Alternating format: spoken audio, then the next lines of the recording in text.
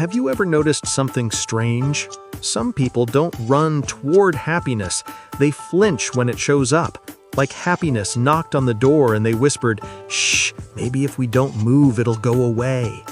That's who we're talking about today. Not lazy people, not negative people, but broken people. The ones who've been hurt enough times that joy feels suspicious. Because here's the uncomfortable truth. Happiness doesn't scare people who've never been hurt. It scares people who remember what it costs. When you've been broken before, happiness doesn't feel like a gift. It feels like a setup. Your brain goes, "Okay, this feels good. Too good. So what's about to go wrong?"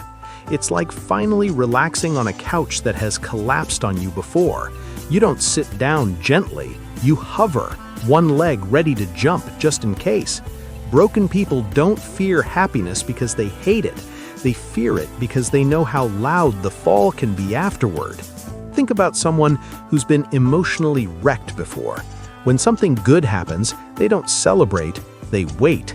They wait like someone standing under a dark cloud saying, "All right, where's the lightning?" And honestly, that makes sense, because happiness to a broken mind is temporary by default. It's not a destination, it's a warning sign. "Oh, you're smiling again? Cute. Just remember how that ended last time." Broken people don't trust happiness because happiness once betrayed them. They opened their heart, they believed the promise, they relaxed, and then boom, loss, rejection, abandonment, silence, a goodbye they didn't see coming. So now happiness feels like a scam email. Looks nice, sounds exciting, but deep down you're thinking, "Yeah, this is how I get hacked." Here's the wild part though. Broken people want happiness. They just don't know how to hold it without bracing for impact. You can see it in relationships. Someone treats them well, and instead of feeling safe, they feel uneasy. They think, "Why are you being so nice? What do you really want? How long before you leave?" They don't relax into love, they monitor it, like a security guard pacing back and forth in their own heart. And let's add a little humor here. Broken people don't enjoy happy moments the way others do. Normal people on vacation think, "This is amazing, I'm so relaxed." Broken people on vacation think, "This is great, but what if something bad happens on the way home?" They can't enjoy a good day without mentally scheduling the bad one. And that's not negativity, that's survival instinct with a trauma subscription.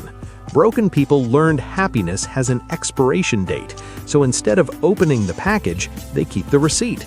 Another reason happiness scares the broken is because happiness makes them vulnerable. When you're sad, guarded, or emotionally numb, you're protected. Nothing can really hurt you because nothing can really reach you. But happiness opens doors, it lowers the walls, it softens the armor, and broken people spent years building that armor just to survive. Happiness says, "You can relax now," and the broken brain responds, "Relax? Last time I relaxed, everything fell apart." So they choose familiar pain over unfamiliar peace, because sadness is predictable, loneliness is familiar, disappointment, old friend. Happiness, on the other hand, is chaos in a good outfit. And here's the part nobody talks about. Broken people sometimes feel guilty for being happy. They think, "Do I even deserve this? What if I lose it? What if being happy makes me careless?" So instead of leaning into joy, they shrink it, they downplay it. They say things like, "It's not that big of a deal," or "It won't last anyway." They don't let happiness fully land because losing it would hurt too much. Imagine finally breathing after being underwater for years and immediately holding your breath again because you're scared the air might disappear. That's what happiness feels like to the broken. But here's the twist, the quiet truth that changes everything.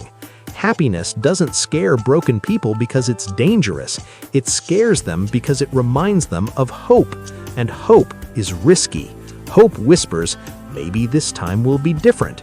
Maybe you won't lose this. Maybe you're safe now." And broken people have learned that hope hurts more than sadness. Sadness says, "This is all there is." Hope says, "There could be more." And when that more disappears, that pain cuts deeper. so they protect themselves the only way they know, by not getting too happy, not getting too excited, not getting too attached. They keep one foot out the door of joy. But listen carefully, this part matters.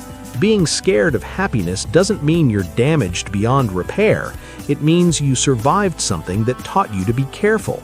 Your fear isn't weakness, it's memory. And happiness doesn't ask you to trust blindly. It asks you to try, slowly. You don't have to jump into joy, you can step into it. You don't have to believe it will last forever, you just have to let it exist today. Because the real healing moment isn't when happiness stops scaring you, it's when you stop running from it. When you finally say, even if this ends, I'm allowed to feel it. That's not recklessness, that's courage. So, if happiness scares you, you're not broken beyond hope. You're human, you're cautious, you're healing. And maybe, just maybe, this time, happiness isn't here to hurt you.